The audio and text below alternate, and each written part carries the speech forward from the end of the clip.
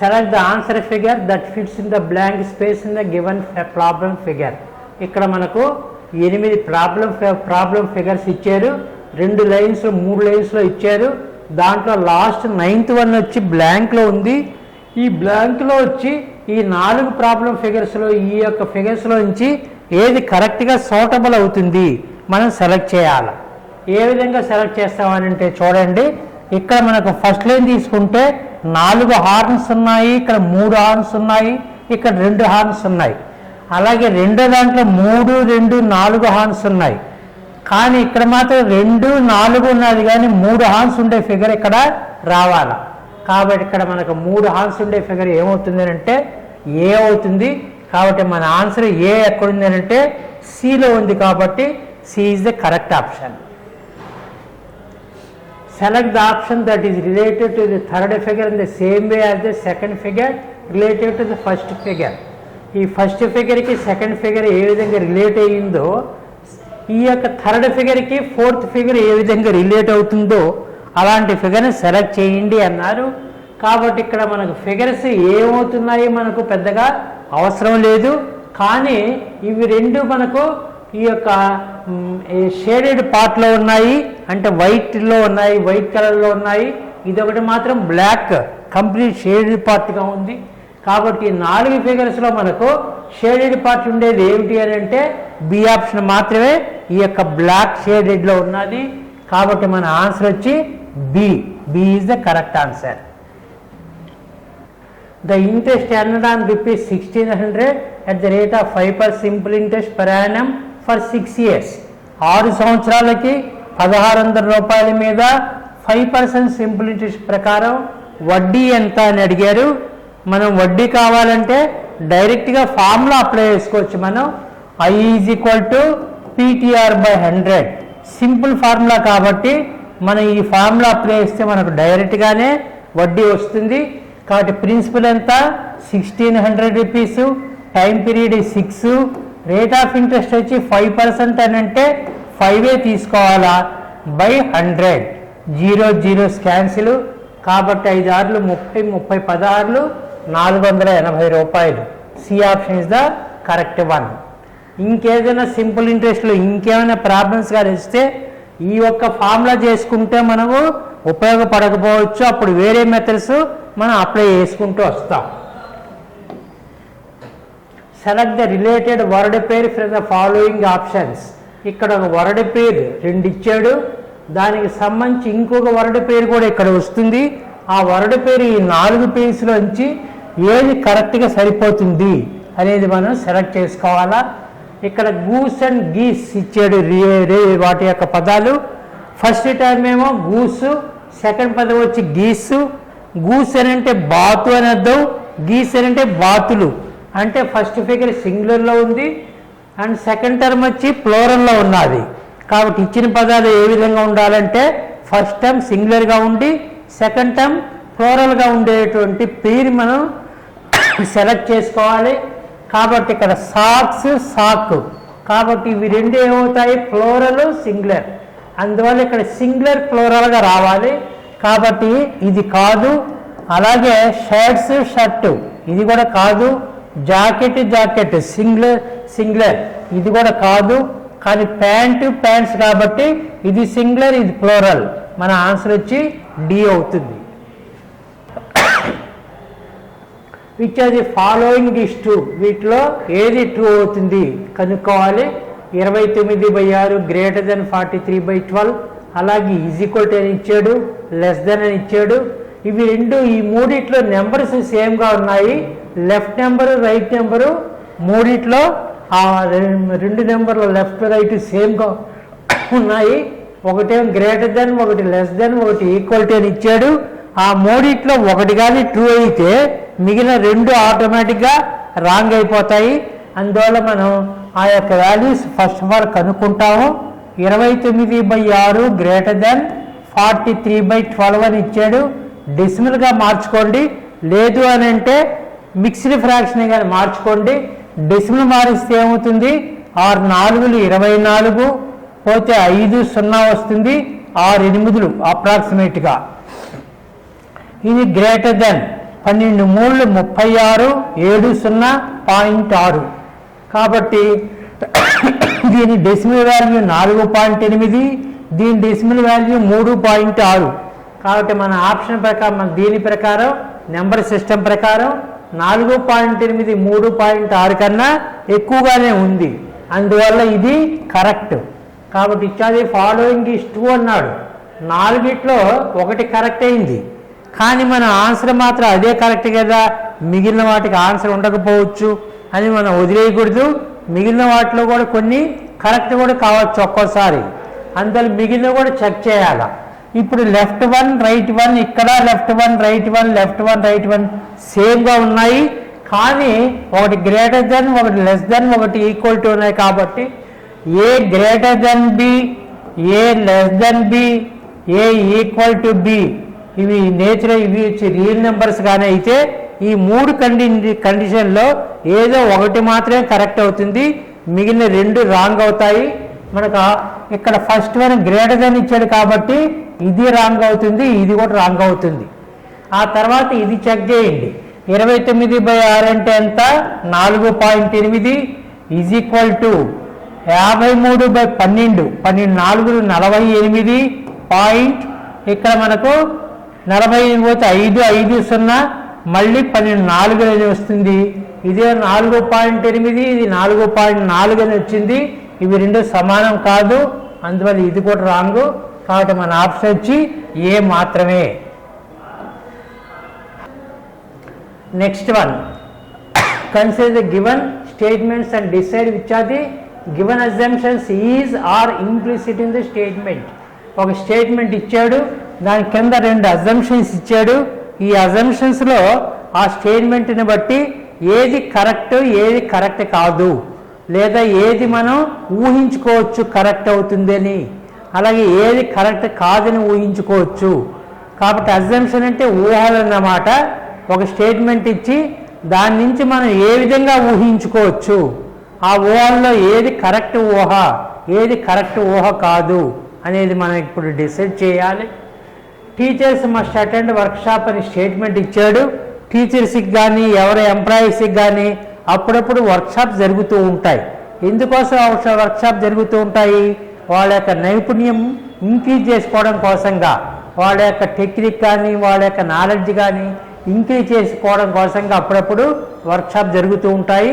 ఇక్కడ కూడా teachers must attend, కంపల్సరీగా ఈ వర్క్షాప్కి అటెండ్ కావాలా అని మనకు ఫస్ట్ స్టేట్మెంట్ చెబుతున్నది. అంటే దాని అర్థం ఏమిటి అనేది మనం 2 కంక్లూజన్స్లో ఇచ్చాడు. ఆ యొక్క మీనింగ్స్, ఆ యొక్క అజంప్షన్స్ చూడండి. వర్క్షాప్ అప్డేట్స్ టీచర్స్, ఈ యొక్క వర్క్షాప్ అటెండ్ అయినందువల్ల టీచర్స్ యొక్క నాలెడ్జ్ అప్డేట్ అవుతుంది అని ఇచ్చాడు. అది కరెక్టే అని చెప్పి ఎవరైనా చెప్తారు. వర్క్షాప్ కానీ అటెండ్ అయితే ఎవరికైనా సరే, ఏ ఎంప్లాయీకి కానీ ఏ స్టూడెంట్కి కానీ ఎవరికైనా ఆ యొక్క నాలెడ్జ్ అప్డేట్ అవుతుంది. కాస్త రీమోడల్ చేసుకోవడం, దాన్ని ఇంకా ఇంప్రూవ్ చేసుకోవడం జరుగుతుంది. కాబట్టి ఇది కరెక్ట్ వన్. రెండోది వర్క్షాప్ స్కిల్స్ టైం. వర్క్షాప్ వచ్చి మనకు అటెండ్ అయితే టైం వేస్ట్ అని ఇచ్చాడు. అది ఎవరు కూడా యాక్సెప్ట్ చేయరు. ఎందుకంటే ఆ వర్క్షాప్కి వెళ్ళిన తర్వాతే మనకు తెలుస్తుంది అది టైం వేస్టా లేదా అనేది. కానీ ఎక్కువ మంది మాత్రం మనం అనుకునేది ఏమిటంటే వర్క్షాప్ అనేది కంపల్సరీ ఎవరికైనా. అందువల్ల రెండో స్టేట్మెంట్ కంక్లూజన్ వచ్చి రాంగ్. కాబట్టి మనకు ఫస్ట్ 1 కరెక్ట్, రెండోది రాంగ్. కాబట్టి మనకు ఇంప్లిసిట్గా ఉండేది ఏమిటి? ఏ. First 1 is implicit. ఇక్కడ బోత్ ఆర్ ఇంప్లిసిట్ అని ఇచ్చాడు. 2 కాదు, ఓన్లీ అసంప్షన్ 2 ఇంప్లిసిట్, అది కూడా కాదు. ఇవి 2 కాదు అని ఇచ్చాడు, అది కూడా కాదు. కాబట్టి మనకు first option is the correct one. తర్వాత select the option that depicts the correct mirror image of the given word when the mirror is placed horizontally below the word. ఈ వర్డ్ కింద మిర్రర్ని ఇలా ఉంచారు, హారిజాంటల్గా ఉంచారు. మిర్రర్ని మనం ఇలా ఉంచవచ్చు, ఇలా ఉంచవచ్చు. వర్టికల్గా ఉంచితే ఆ ఇమేజెస్ ఒక విధంగా వస్తాయి, అలాగే హారిజాంటల్గా వస్తే ఇంకో విధంగా వస్తాయి. వర్టికల్గా ఉంచితే ఏమవుతాయి? కుడి ఎడమవుతుంది. కాబట్టి కుడివైపు నుండే పదాలు ఎడవైపున వస్తాయి, ఎడవైపున వచ్చే పదాలు కుడివైపున వస్తాయి. కానీ హారిజాంటల్గా వచ్చేప్పుడు మాత్రం ఈ పదాల యొక్క ఆర్డర్ సేమ్గానే ఉంటుంది, కానీ తలక్రిందులుగా పడతాయి. తలక్రిందులుగా అంటే అడుగు భాగం పైకి వస్తుంది, పై భాగం అడుగుకు వస్తుంది. కాబట్టి ఈ విధంగా మిర్రర్ ఇమేజ్గానే వస్తే ఈ హెచ్ ఇదే మాదిరి వస్తుంది. అంటే ఇది దగ్గరగా ఉంది కాబట్టి ఇలాగా వస్తుంది, ఇది ఇలా వస్తుంది. కాబట్టి హెచ్ ఎప్పుడు కూడా హెచ్గానే ఉంటుంది. కాబట్టి దీన్ని వాటర్ ఇమేజ్ అని అంటారు. మిర్రర్ ఇమేజ్ అంటే వర్టికల్గా పెట్టాలి మిర్రర్ని, అదే హారిజాంటల్గా కానీ అమరిస్తే దాన్ని వాటర్ ఇమేజెస్ అని అంటారు. వాటర్ ఇమేజ్లో హెచ్ వచ్చి హెచ్ లాగే ఉంటుంది. ఈ వచ్చి మనకి ఏ విధంగా వస్తుంది అంటే ఈ భాగం వచ్చి మనకి ఇలా వస్తుంది, అలాగే ఇలా వస్తుంది. కాబట్టి ఈ కూడా మనకి ఎలా వస్తుంది, మీరు వాటర్ ఇమేజ్లో ఈలాగే వస్తుంది. ఏ వచ్చి ఏ విధంగా వస్తుంది అంటే అడుగు భాగం ఇక్కడ ఇలా వస్తుంది, ఈ అడుగు భాగం ఈ విధంగా వచ్చి ఇది ఈ విధంగా వస్తుంది వాటర్ ఇమేజ్లో. అలాగే ఎల్ కదా, ఈ ఎల్ కూడా మనకి ఏమొస్తుంది, ఇలా వచ్చి ఈ యొక్క అడుగు భాగం యువతల వైపున ఇలా వస్తుంది. అలాగే టీ కూడా సేమ్గా వస్తుంది, ఇలా లైను ఇలా టీ. ఈ టీ పై భాగం వచ్చి అడుగు భాగానికి వస్తుంది, అలాగే అడుగు భాగం వచ్చి పై భాగానికి తల క్రిందులుగా. అలాగే హెచ్ మళ్ళీ మామూలు హెచ్, వైహెచ్ మనకు తల క్రిందులుగా వస్తుంది కాబట్టి ఈ విధంగా వస్తుంది. కాబట్టి దాని యొక్క వాటర్ ఇమేజ్ ఈ విధంగా వస్తుంది. అందువల్ల వాటర్ ఇమేజ్ ఈ విధంగా ఉండే పదం ఏదో వెతుక్కోవాలా. కానీ మనం అన్ని పదాలని అన్ని అక్షరాలని కూడా మనం వాటిని తలక్రిందులుగా చేసి చూడాల్సిన అవసరం లేదు ఈ ప్రాబ్లంలో మాత్రం. ఎందుకని అంటే ఫస్ట్ లెటర్ ఏమొస్తుంది, హెచ్ వస్తుంది. కానీ ఇక్కడ ఆప్షన్స్లో ఫస్ట్ లెటర్స్ ఏమున్నాయి, వై వై వై ఉన్నాయి. ఒకే ఒక పదానికి హెచ్ ఉంది కాబట్టి అదే మనకు ఆన్సర్. అంటే ఫస్ట్ లెటర్ రావడంతో మనం గమనించండి, ఎప్పుడైనా ఎగ్జామినేషన్లో ఆన్సర్ చేసేటప్పుడు డైరెక్ట్గా చేయడానికి ప్రయత్నం చేయకండి. కొంత భాగం చేసిన తర్వాత ఆన్సర్ చూడండి, లేదా క్వశ్చన్ చదివినప్పుడే ఆన్సర్ కూడా చూసి గుర్తుపెట్టుకోండి. అప్పుడు మనం డైరెక్ట్గా చేయడం ఉపయోగపడుతుందా, లేదా ఆప్షన్ చెకింగ్ వీలు పడుతుందా, లేదా మధ్య మధ్యలో మన ఆన్సర్ ట్రేస్ చేయడానికి వీలు పడుతుందా, ఆ విషయాలు మనకు అర్థమవుతూ ఉంటాయి. అందువల్ల మనం ఫస్ట్ లెటర్ రావడంతో హెచ్ వచ్చింది కాబట్టి ఇక్కడ అన్ని ఫస్ట్ పదాల్లో హెచ్ ఉందా లేదా గమనించండి. ఒక 3 పదాల్లో వై ఉంది కాబట్టి ఒకే దాంట్లో హెచ్ ఉంది కాబట్టి అదే మన ఆన్సర్ అవుతుంది. ఈ విధంగా అన్నిటి మనం తలకిందులు చేయడం వల్ల ఆ టైం వేస్ట్ అవుతుంది మనకు అనవసరంగా. ఎగ్జామినేషన్లో టైం మేనేజ్మెంటు చాలా అవసరం. కాబట్టి ఏ ప్రాబ్లం అయినా సరే డైరెక్ట్గా చేస్తే ఎక్కువ టైం పడుతుంది. షార్ట్ కట్ మెథడ్స్ కానీ, ఆప్షన్ చెకింగ్ కానీ, లేదా కౌంటర్ ఎగ్జాంపుల్స్ ఇవ్వడం కానీ అవి కానీ చేసుకుంటే మనం షార్ట్లో చేసుకుంటూ రావచ్చు. కొన్ని ప్రాబ్లమ్స్ ఆన్సర్ చూడడంతో ఇది అని చెప్పి మనం చేసేయచ్చు, లెక్క పూర్తిగా చేయకుండానే. అలాంటి ఎగ్జాంపుల్స్ కొన్ని తర్వాత క్లాసుల్లో ఇస్తాను. కాబట్టి ఈ విధంగా మనం దీన్ని కనుక్కోవచ్చు. Consider the given question and decide which are the following statements sufficient to answer the question. ఇది కూడా డేటా సఫిషియన్సీ క్వశ్చనే. ఇచ్చిన స్టేట్మెంట్ ఒకటి ఇచ్చాడు, ఆ స్టేట్మెంట్ని బట్టి 2 కంక్లూజన్స్ ఇచ్చాడు. ఈ యొక్క కంక్లూజన్ ఒక క్వశ్చన్ ఇచ్చారు, ఆ క్వశ్చన్ నుంచి ఫాలో అవుతూ 2 స్టేట్మెంట్స్ ఇచ్చారు. ఈ 2 స్టేట్మెంట్స్ని బట్టి ఆ యొక్క క్వశ్చన్ మనం ఆన్సర్ చేయగలవా లేదా అనేది మనం కనుక్కోవాలి. క్వశ్చన్లో మనకి ఏమని ఇచ్చాడంటే is Raju fond of travelling. Raju అనే వ్యక్తి ట్రావెలింగ్ చేయడంలో అతనికి ఇంట్రెస్ట్ ఉందా లేదా అనేది మన క్వశ్చన్. కాబట్టి ఫాండ్ ఆఫ్ ట్రావెలింగ్ అంటే ఫాండ్ ఆఫ్ అంటే ఇంట్రెస్ట్ ఉండడం, ఉత్సాహం చూపడం. ట్రావెలింగ్ చేయడంలో అతనికి ఉత్సాహం ఉందా లేదా అని అడిగారు. అప్పుడు మనకు స్టేట్మెంట్స్ 2 ఇచ్చారు. ఈ 2 స్టేట్మెంట్స్ని బట్టి మనం డిసైడ్ చేయాలా, అతనికి ఇంట్రెస్ట్ ఉందని కానీ లేదని కానీ చెప్పాలా. కాబట్టి 2 స్టేట్మెంట్స్లో ఒక స్టేట్మెంట్ నుంచి రావచ్చు, 2 దాని నుంచి రావచ్చు, 2 తీసుకున్నా రావచ్చు, 2 తీసుకున్నా రాకపోవచ్చు ఆన్సర్. కాబట్టి ఫస్ట్ స్టేట్మెంట్ చూడండి, Raju has seen east west north and southern parts of India. India యొక్క అన్ని భాగాలు, తూర్పు వైపున, పశ్చిమ వైపున, ఉత్తర వైపున, దక్షిణ వైపున అన్ని భాగాల్లో అతను తిరిగి వచ్చాడు. ఆ యొక్క విజిట్ చేశాడు కంప్లీట్గా. దాని అర్థం ఏమిటి అని అంటే అతనికి ట్రావెలింగ్లో ఇంట్రెస్ట్ ఉంది అని అర్థం. అందువల్ల ఫస్ట్ స్టేట్మెంట్ని బట్టి మనకు ఆన్సర్ వచ్చింది. అందువల్ల ఇది కరెక్ట్ వన్. రెండోది వచ్చి Raju likes to be in the company of his friends.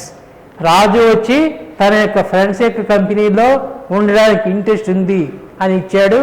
దాన్ని బట్టి అతనికి ట్రావెలింగ్ ఇంట్రెస్ట్ ఉందా లేదా అనేది మనం చెప్పలేం. ఎందుకని ఫ్రెండ్స్ అదే సిటీలో ఉన్నారనుకోండి, ఇతను ఉన్న సిటీలోనే ఫ్రెండ్స్ ఉన్నారనుకోండి, అతను ట్రావెలింగ్ చేయడానికే ఇష్టపడ్డు.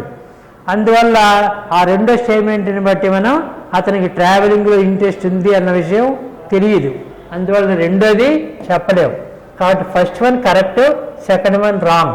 అందువల్ల మనకు ఆన్సర్ వచ్చి ఇక్కడ మనకు ఏమి this is both statements taken to the sufficient to answer the question but neither statement alone is sufficient అని ఇచ్చాడు.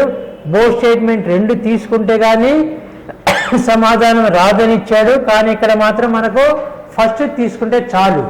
కాబట్టి first one wrong, second one wrong. అలాగే ఇక్కడ statement 1 and 2 together are not sufficient అని ఇచ్చాడు.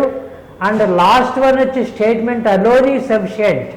కాబట్టి ఫస్ట్ స్టేట్మెంట్ మాత్రమే sufficient.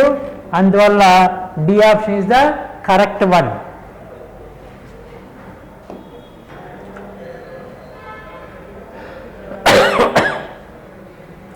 Seven years from now, Virat will be twice as old as Mahinder.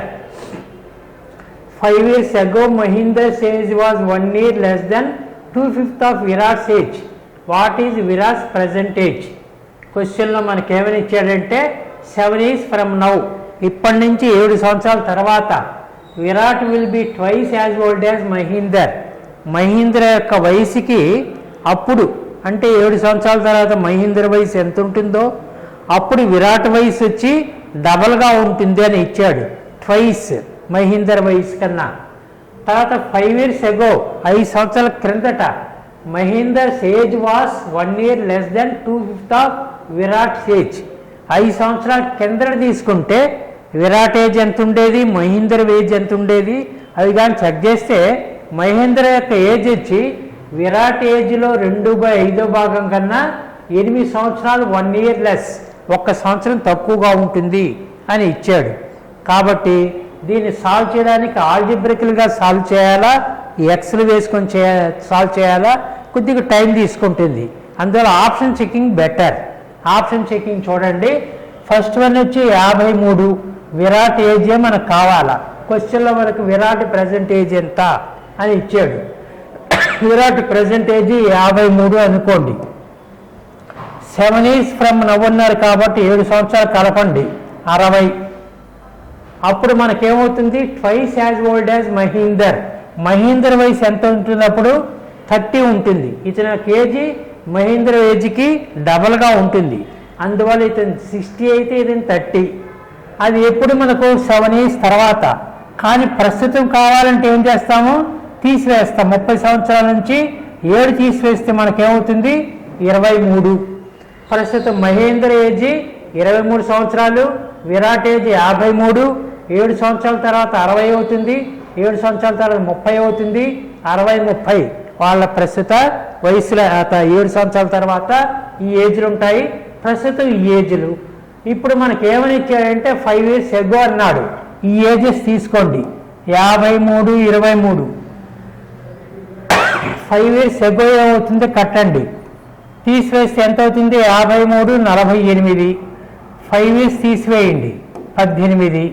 ఇప్పుడు క్వశ్చన్లో మనకి ఏమని ఇచ్చాడంటే Mahinder's age was 1 year less than 2/5 of Virat's age. Virat ఏజ్లో 2/5లో 1 సంవత్సరం తక్కువ అని ఇచ్చాడు. విరాట్ ఏజ్ ఎంత ఉన్నది ఇక్కడ 48 సంవత్సరాలు. దాంట్లో 2/5 కానీ చేస్తే 2/5 × 48 ఇలా కానీ చేస్తే మనకేమవుతుంది కట్ కాదు. ఇక్కడ పూర్తిగా డివైడ్ చేయదు 48ని 5. అందువల్ల ఫ్రాక్షన్స్లో మనకు ప్రాబ్లమ్స్ రావు. ఏజెస్ ఎప్పుడు కూడా కంప్లీటెడ్ ఇయర్స్లోని రావాలి. అంటే 24 సంవత్సరాలు, 20 సంవత్సరాలు, 26 సంవత్సరాలు అలా ఉండాలి కానీ ఫ్రాక్షన్స్లో రాకూడదు. అందువల్ల ఫస్ట్ వన్ వచ్చి రాంగ్. ఇదే మాదిరి రెండోది కూడా చెక్ చేస్తే 57 సంవత్సరాలు విరాట్ వయసు. మళ్ళీ 7 years ago అన్నాడు, 7 years from now అన్నాడు 64. ఇతని 32, 7 తీసివేస్తే 25, 57, 25. ఇక్కడి నుంచి 5 సంవత్సరాలు అగో కాబట్టి 5 తీసివేయండి 52, ఐ తీసివేయండి 20. ఇప్పుడు మనకేమని ఇచ్చాడు? 5 years ago Mahinder's age was 1 year less than 2/5 of Virat's age. Virat age మళ్ళీ 52 సంవత్సరాలు వచ్చింది, ఐతో డివైడ్ కాదు కాబట్టి ఇది కూడా రాంగు, అలాగే ఇది కూడా రాంగే వస్తుంది. ఇప్పుడు 50 తీసుకోండి లాస్ట్లో, కాబట్టి ఈసారి 50 తీసుకుంటే ఏమవుతుందో చూడండి. విరాట్ ఏజ్ 55, 7 సంవత్సరాలు ఫ్రమ్ నవ్ అని ఇచ్చాడు, 7తో కలపండి, ఇది 62. అప్పుడు మహేంద్ర ఏజ్ ఎంత ఉంటుంది? ఏజ్లో సగం, కాబట్టి ఇది 62గానే అయితే మనకు ఎంత అవుతుంది? ఇది 31. ఇతని యొక్క ఏజ్ 31, ఎప్పుడు 7 సంవత్సరాల తర్వాత. అయితే ప్రస్తుతం ఇతని యొక్క ఏజ్ ఎంత ఉంటుందని అంటే 7 సంవత్సరాలు తీసివేయండి, 31లో 7 పోతే ఎంత వస్తుంది? 24. అంటే వీళ్ళ ఏజెస్ ప్రజెంట్ ఎలా ఉన్నాయి? 55, 24గా ఉన్నాయి. ఇప్పుడు మనకి ఏమవుతుందని అంటే 5 సంవత్సరాల క్రిందట 5 years ago, ఇక్కడ 5 చేయండి, ఇక్కడ 5 చేయండి, తీసివేయండి. ఎగో అంటే తీసివేస్తాం, ఇది 50 సంవత్సరాలు, ఇది వచ్చి 19 సంవత్సరాలు. కాబట్టి 5 సంవత్సరాల కిందట విరాట్ ఏజ్ 50 సంవత్సరాలు, అలాగే ఇతని ఏజ్ 19 సంవత్సరాలు. ఇప్పుడు క్వశ్చన్లో మనకి ఏమని ఇచ్చాడంటే 1 year less than 2/5 of Virat's age. Virat age 5 సంవత్సరాల కిందట 50 సంవత్సరాలు వచ్చింది, 2/5 కట్టండి దీంట్లో, 50 × 2/5, కాబట్టి 5 10లు, కాబట్టి 20 సంవత్సరాలు. కాబట్టి విరాట్ ఏజ్ ప్రస్తుతం 59 ఉంది, దాంట్లో 2/5 భాగం వచ్చి 20 సంవత్సరాలు అవుతుంది. మహేంద్ర ఏజ్ ఎంత అవుతుంది? 5 సంవత్సరాల కిందట 19 సంవత్సరాలు ఉన్నది. ఎన్ని సంవత్సరాల గ్యాప్ ఉంది ఇక్కడ? 1 year గ్యాప్, 1 year లెస్. కాబట్టి మన ఆన్సర్ ఏమవుతుందంటే ఈ యొక్క డి 55. అయితే ఈ లెక్క అన్నిటికీ ఆప్షన్స్ చేసుకుంటూ వస్తే కాస్త టైం తీసుకుంటుంది, కాబట్టి ఇంకా సింపుల్ మెథడ్ ఏమిటి అని అంటే అన్ని నెంబర్లు ఒకేసారి తీసుకొని ఈ యొక్క కండిషన్ అప్లై చేసి చూడండి. ఈ యొక్క 53 సంవత్సరాల్లో ఇక్కడ మనకు 5 years ago అన్నారు కదా, విరాట్ కేజీ 5 years ago ఎంత ఉంటుంది? అన్ని సందర్భాల్లో కట్టండి, కాబట్టి 48. ఎంత ఉండాలి ఇక్కడ? 2/5లో ఉండాలి కదా, అందువల్ల ఈ ఏజ్ 5 సంవత్సరాల కిందట 48 సంవత్సరాలు ఉంటే దానికి 2/5 కట్టగలమా అంటే కట్టలేము. 48ని 2/5తో మల్టిప్లై చేయలేము, 5తో డివైడ్ చేయలేము. అందువల్ల ఇది కాదు, ఇది కాదు, ఇది కాదు. అలాగే 50 తీసుకున్నారనుకోండి, 5 సబ్ట్రాక్ట్ చేసి చూడండి, 50 వచ్చింది. దీంట్లో 2/5 భాగం మనం కట్టగలం. అందువల్ల మనం ఈ వర్కింగ్ అంతా చేయకుండానే మనకు ఈ యొక్క ప్రాబ్లం చదివి జాగ్రత్తగా అర్థం చేసుకుంటే 5 సంవత్సరాల కిందట విరాట్ ఏజ్లో 2/5 భాగం కట్టగలవా లేదా అనేది కనుక్కుంటే చాలు, మన ఆన్సర్ సగం వచ్చినట్టే. కాబట్టి ఇక్కడ మీటికి రాదు, దీనికి మాత్రం వచ్చింది, కాబట్టి ఇదే answer. Next one, A swimming pool is filled in 10 hours by 3 tankers A, B and C. The tanker C is twice as fast as B and B is twice as fast as A. How much time will tanker A alone take to fill the swimming pool? Question జాగ్రత్తగా అర్థం చేసుకొని చదివి దాని యొక్క meaning ఏమిటి తెలుసుకోవాలా, అది important.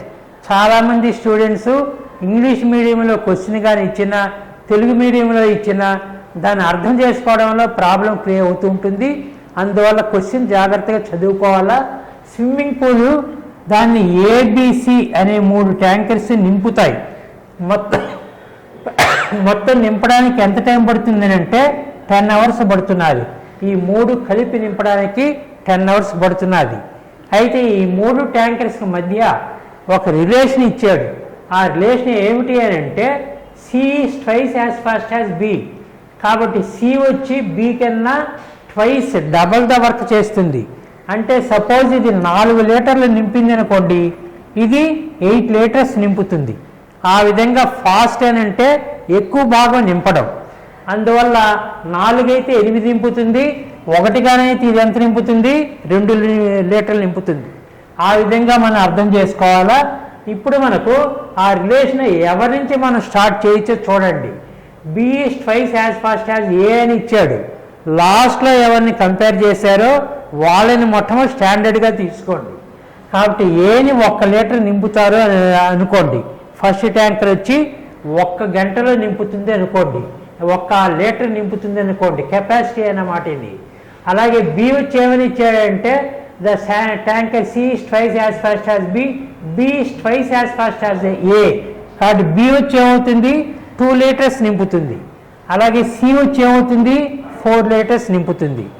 ఈ విధంగా సి వచ్చి దీనికి డబల్, ఇది వచ్చి దీనికి డబల్, టైం కాదు, ఇది కెపాసిటీ, నింపే కెపాసిటీ అన్నమాట. ఈ విధంగా 1 గంటలో ఈ 3 కలిపి ఎంత నింపుతాయి? ఇక్కడ 1 + 2 + 4 7. కాబట్టి 1 గంటలో 7 లీటర్స్ అంత నింపితే మనకు ఎంత టైం పడుతున్నది? 10 అవర్స్ పడుతున్నది. 7 లీటర్స్ అంత నింపుతూ ఉంటే 10 అవర్స్ పడుతున్నది. క్వశ్చన్లో మనకి ఏమడిగాడు? In how much time A alone take to fill the swimming pool. కాబట్టి 7 లీటర్ల వంతున 1 గంట నింపుతుంటే 10 అవర్స్ పడుతున్నది. అంటే ట్యాంక్ యొక్క కెపాసిటీ ఎంత ఉన్నది? 70 లీటర్స్ ఉంది అని అర్థం. మల్టిప్లై చేస్తాం. 1 గంటకి 7 లీటర్స్, 7 లీటర్ 10 గంటల్లో ఎంత అవుతుంది? మల్టిప్లై చేస్తాం. ట్యాంక్ యొక్క కెపాసిటీ 7 లీటర్స్ ఉన్నది మొత్తం ఆ యొక్క స్విమ్మింగ్ పూల్ యొక్క కెపాసిటీ. కానీ క్వశ్చన్లో మనకి ఏమని ఇచ్చాడు? హౌ మచ్ టైం ఈ ట్యాంకర్ ఏ అలోన్, ట్యాంకర్ ఏ మాత్రమే స్విమ్మింగ్ పూల్ దాన్ని ఎంత కాలంలో నింపుతుంది అని ఇచ్చాడు. ఆ స్విమ్మింగ్ పూల్ యొక్క కెపాసిటీ ఎంత? 70 లీటర్లు. ఈ యొక్క ఫస్ట్ ట్యాంకర్ యొక్క కెపాసిటీ ఎంత? 1 లీటర్ గంటకి. కాబట్టి ఎంత టైం పడుతుంది అని అంటే 1తో డివైడ్ చేస్తే మనకేమవుతుంది? 70 అవర్స్. 7 లీటర్స్ వంత నిండితే 10 అవర్స్ పడితే 1 లీటర్ వంతున నింపితే ఎంత కాలం పడుతుంది? ఎక్కువ కాలం పడుతుంది. కాబట్టి అవి 2 మల్టిప్లై చేస్తే మనకు ఆన్సర్ వస్తుంది. కాబట్టి మన ఆన్సర్ వచ్చి D. The number of symbols that are preceded by a number in the given expression. ఈ యొక్క ఎక్స్ప్రెషన్లో ఏమని ఇచ్చాడంటే number of symbols that are preceded by, ఇవ్వబడే వ్యక్తీకరణలో సంఖ్యకు ముందు ఉన్న చిహ్నాల సంఖ్య ఎంత? ఒక సంఖ్యగా తీసుకుంటే దాని ముందు ఒక సింబల్ ఉండాలి. అలాంటి సింబల్స్ ఎన్ని ఉన్నాయి అది క్వశ్చన్. కాబట్టి మనం ఏం చేస్తాము? ఈ యొక్క వ్యక్తీకరణలో సంఖ్యకు ముందు ఉన్న చిహ్నాల సంఖ్య ఎంత? ఇక్కడ సంఖ్యలు ఏమున్నాయి చూడండి. ముందు 2వ సంఖ్య, అలాగే 7వ సంఖ్య, 3వ సంఖ్య. కాబట్టి ఈ సంఖ్యల ముందు ఎన్ని సింబల్స్ ఉన్నాయి, ఎన్ని నెంబర్ల ముందు సంఖ్యల సింబల్స్ ఉన్నాయి. కాబట్టి 2కు ముందు ఏమున్నది? ఎం ఆల్ఫాబెట్ ఉన్నది, అందువల్ల ఇది కాదు. అలాగే 7కు ముందు వచ్చి సింబల్ ఉంది కాబట్టి అది కరెక్ట్ మనకు కావాలి. అలాగే 3కి ముందు ఎఫ్ ఆల్ఫాబెట్ ఉంది, అది కాదు. కాబట్టి 3 నెంబర్లు ఉన్నాయి, కానీ వాటిలో 1 నెంబర్ ముందు మాత్రమే ఆ యొక్క సింబల్ ఉన్నది. కాబట్టి మన ఆన్సర్ వచ్చి బి.